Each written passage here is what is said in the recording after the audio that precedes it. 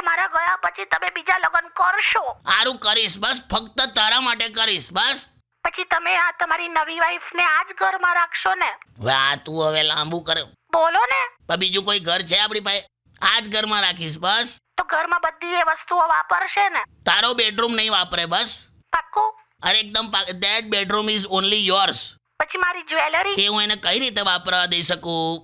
એમાં તારી યાદો જોડેલી છે. એ એની જ્વેલરી બનાવી લેશે, બસ. મારા ચંપલ પહેરશે તો? નહીં પહેરેલી, એના 7 નંબર છે, તારા 6 છે. હે?